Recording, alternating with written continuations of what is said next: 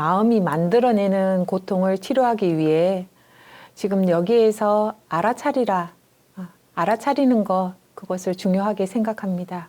하다 보면 그게 쌓이고 쌓여서 근육이 되듯이, 찢어져서 근육이 되듯이 좁았던 마음이 찢어지면서 넓은 마음이 되고, 부정적인 마음이 이렇게 둥글둥글한 마음이 되는 거죠. 근데 그게 훈련이라는 거죠. 중요한 사실은. 그게 다. 내 마음도 그런 것 같아요. 내 마음도 내가 어떤 마음을 선한 종자를 심느냐, 나쁜 종자를 심느냐에 따라서 내 마음도 늘상 변하는 게 마음이잖아요. 그러다 보니 그 마음을 항상 내가 바라보고 고치려고 노력을 해야 되는 것 같습니다.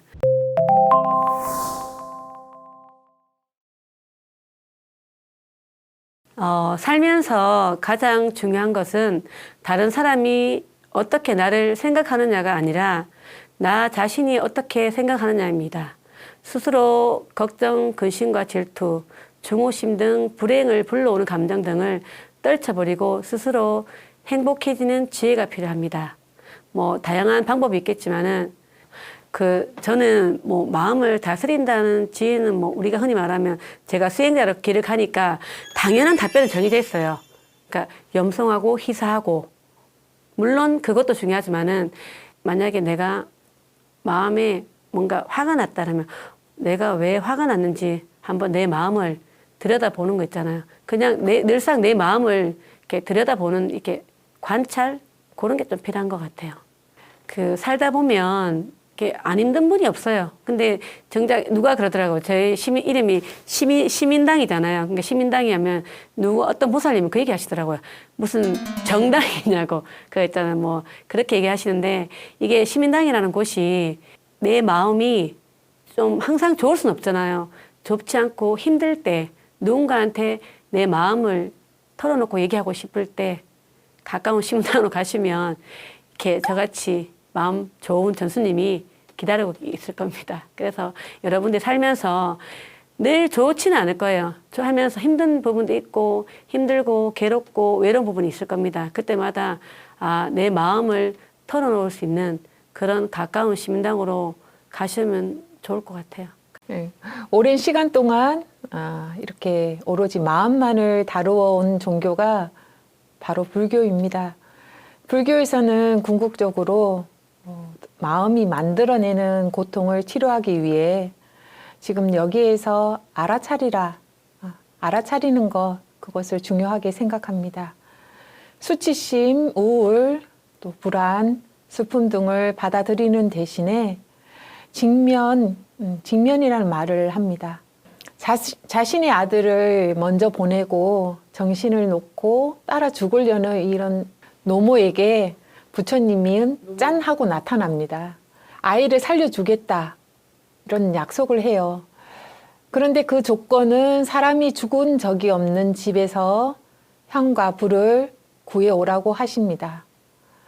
아이를 살릴 수 있다는 희망에 노모는 이 집 저 집 정신없이 돌아다니지만 아무도 죽은 적이 없는 집을 찾을 수가 없죠. 죽음은 괴로운 것이지만 그것을 피해갈 수는 없다라는 거에 직면하게 됩니다. 고통을 직면하게 되면 우선 알 수 있는 이 내 마음에 있는 것이 탐진치 삼독심입니다. 아이에 대한 집착 때문에 생기는 것들이죠. 이러한 집착을 알아차렸다면 다음은 소멸해야겠죠. 고통을 소멸하는 방법은 여러 가지가 있지만 가장 중요한 것은 집착하거나 또는 거부하지 않는 것입니다. 더 많이 붙잡을수록 괴로움을 더 크게 경험하게 됩니다. 주변 사람을 소유하고 통제하려고 애쓸 때 우리는 괴로움을 겪고, 또 자신의 몸과 마음을 통제하려고 할 때도 똑같이 괴로운 마음이 듭니다. 받아들임과 내려놓음을 강조하는 뜻이기도 합니다. 부처님이 말한 괴로움의 끝이 있다는 것은 고통이 더 이상 없는 것이 아니라 그렇게 휘둘리는 마음에서 벗어날 수 있다는 의미입니다. 마음을 어떻게 쓰느냐에 극락에도 갈 수 있고 지옥에도 가게 되는데, 계행을 잘 지키고 분별심으로 살지 말고 자비심으로 이웃을 대하면 스스로에게 위안을 받을 수 있습니다. 열심히 정진 또 정진합시다. 흔히 하는 말들이 마음 근육이라는 말을 요새 많이 쓰잖아요. 근육이란 말을. 나이가 들면서 왜 그런 얘기가 되느냐. 나이가 들면서 근육이 빠지거든요. 근육이 빠지면 어떻게 되느냐. 생활이 안 되고 일을 할 수가 없고 능률도 떨어지고 몸도 아파지고 나중에 병까지 오거든요. 그래서 근육의 중요성이 요새 지금 현대인들의 키워드가 근육이에요. 사실 근육이 뭐냐. 근육이 저도 이제 옛날 제가 사실 운동을 좀 했었는데 그 선생님 하시는 말씀이 근육이 어떻게 자라는지 아세요? 그래서 네. 그랬더니 어떻게 자라요? 그랬더니 살이 찢어지면서 이 살이 찢어지면서 그 사이에 근육이 자랍니다. 그래서 그게 뼈를 보호하고 그래서 그 완충제 역할을 해서 우리가 부상을 방지합니다. 그리고 모든 일을 갖다가 이렇게 힘을 받쳐줍니다. 이런 얘기를 하더라고요. 키워드가 뭐냐면 찢어진다는 거예요. 살이 찢어져야 근육이 나온대요. 그래서 힘들어야 됩니다. 아파야 됩니다. 이 얘기를 하더라고요. 저는 그거 갖다 말하면 똑같다고 생각해요. 그러면 어떻게 해야 됩니까? 일정 시간 근육을 키우려면요. 단백질부터 시작해서 음식도 조절해야 되고 일정 시간 훈련이 필요해요. 예를 들면 매일매일 아니면 일주일에 3번 뭐 PT를 한다든지 아니면 헬스장을 간다든지 아니면 뭐 걷기를 한다든지 자기 나름대로 맞게 일정한 훈련이 필요하거든요. 저는 그거 똑같다고 생각해요. 마음도 눈에 보이지 않지만 마음이 있다는 건 알잖아요. 머리에 있는 것도 아니고 가슴에 있는 것도 아니지만 마음이 있고 그것이 움직이고 우리 인생을 좌지우지하잖아요. 그래서 근육이 생기면 좋은 거죠. 편하고 건강하고 즐겁게 살 수가 있으니까. 그래서 저는 마음 근육이라는 거를 근육이 키워지는 방식으로 똑같이 하면 된다. 그럼 어떻게 하느냐? 우리가 근육을 키우는 방식과 똑같이 마음도 하면 된다 이거죠. 마음은 정신적인 거니까 우리가 정신을 훈련시키는 거죠. 근육을 키우는 방식으로 구체적으로 훈련하는 거죠. 제일 좋은 게 저는 뭐냐면 일기 쓰는 거예요. 일기. 왠 줄 아세요? 많은 분들이 지적을 하고 있어요. 치유의 힘이 있다. 글쓰기에는 치유의 힘이 있다 그래요. 글을 쓰다 보면 어느 순간 자기 마음이 정리가 되고 그 다음에 또 쓰다 보면 또 힐링이 되고 그리고 정리가 되면서 마음도 좀 안정이 되고 시간이 필요하니까. 그리고 손글씨가 굉장히 두뇌 개발에도 좋고 정서 안정에도 좋거든요. 막 서서 쓸 수는 없잖아요. 최소한 앉아야 되고 쓰다 보면 집중해야 되고 그다음에 집중하다 보면 글씨를 바라봐야 되고 그러다 보면 안정이 되고 마음이 안정이 되다 보면 또 마음도 이제 좋아지고. 그런데 거기다가 감사일기 쓰면 완전히 따따봉이죠. 내용을 감사일기. 저도 그래서 너무 괴로울 때는 계속 감사일기를 썼어요. 왜냐 그거 너무 좋더라고요. 하루에 3가지 이상. 건강해서 고맙습니다. 아침밥을 먹을 수 있어서 고맙습니다. 걸어 다닐 수 있어서 감사합니다. 그런 식으로 진짜 아주 사소한 거를 매일매일 적었는데 마음 근육도 누가 시켜서 하면 안 돼요. 자기가 필요해서. 정말 제가 운동하거든요. 왜 하느냐. 50이 넘어보니까 운동의 필요성을 느끼는 거예요. 근육이 없어지니까. 그런 것처럼 필요할 때 남들 뭐 다 한다. 자기가 힘들 때 그 대신 고통스럽다는 걸 알고 시작해야 되고 훈련하듯이 근육 키우듯이 훈련해야 된다는 거죠. 이렇게 차근차근 훈련하다 보면 어느 순간에 그게 저는 운동이 그렇거든요. 제가 운동선수 출신에서 그런 게 운동이라는 게 처음에는 이제 가동이 잘 안 돼요. 자전거 돌아갈 때 처음에 안 돌아가잖아요. 근데 자꾸 하다 보면 스스로 돌아가요. 마찬가지예요. 마음도 처음에는 좋은 마음 먹기가 어렵지만요. 자꾸 고맙습니다. 입버릇을 만들어야 돼요. 뭘 주면은 그냥 받는 게 아니고 고맙습니다. 잘 쓰겠습니다. 감사합니다. 맛있습니다. 모든 순간에 그 입버릇을 만들어요. 입버릇. 식당에 가서도 내 돈 내고 먹지만 잘 먹었습니다. 맛있네요. 모든 순간에 그 훈련을 통해서 언어 훈련, 그 다음에 또 감사일기, 정서 훈련, 그 다음에 또 매일 일정 시간에 계속 뭐 사경도 좋고요. 사경도 하고 그런 걸 어떤 구체적으로 끊임없이 하다 보면 그게 쌓이고 쌓여서 근육이 되듯이 찢어져서 근육이 되듯이 좁았던 마음이 찢어지면서 넓은 마음이 되고 부정적인 마음이 이렇게 둥글둥글한 마음이 되는 거죠. 근데 그게 훈련이라는 거죠. 중요한 사실은. 그게 다 그냥 되는 게 아니고 매 순간 훈련해야 돼요. 만나는 사람, 또 만나는 일. 너무너무 하기 싫은 일을 할 때, 야, 내가 능력 있으니까 이런 일도 하지. 남들은 하고 싶어도 못해. 하기 싫을 때가 있잖아요. 뭐 글을 쓰기 싫을 때가 있고, 염성하기 싫을 때가 있고, 뭘 하기 싫을 때, 저는 그런 생각을 해요. 야, 내가 건강하니까 이렇게 기도도 많이 하지. 몸 아프면 내가 어떻게 해? 글 쓰기 싫을 때, 남들은 쓰고 싶어도 못 써. 나는 기회가 좋아서 쓰잖아? 또 그러면서 또 밤새 또 글도 쓰고. 그러니까 이게 우리가 부정적일수록, 하기 싫을수록 자꾸 세뇌를 시켜야 돼요. 자기한테 마인드 컨트롤 해야 돼. 이거 좋은 거야. 자꾸 좋은 거를 찾아내는 훈련을 하다 보면 언젠가는 이제 그게 습관이 돼서 이 부정적인 생각이 이제 좀 열흘 동안 끙끙 앓았으면 그 다음에 한 5일, 그 다음에 3일.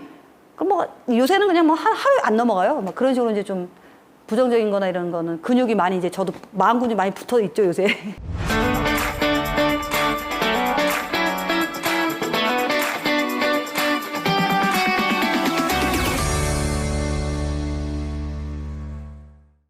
잠깐의 행복한 마음을 경험했다면 그 감정을 기억해 보세요. 역경을 이겨낼 수 있는 힘이 될 테니까요. 아침 일찍 또 자기 전 스스로에게 칭찬하는 시간을 가져봅시다. 기도, 염소, 명상으로 필요 없는 감정을 정리하고 참여하며 마음을 닦아가는 시간을 가집시다. 좋은 인을 지어야 좋은 과를 받습니다. 이렇게 은행에 저금을 넣듯 좋은 인을 조금씩 짓다 보면 좋은 연을 만나 좋은 결과로 나타납니다.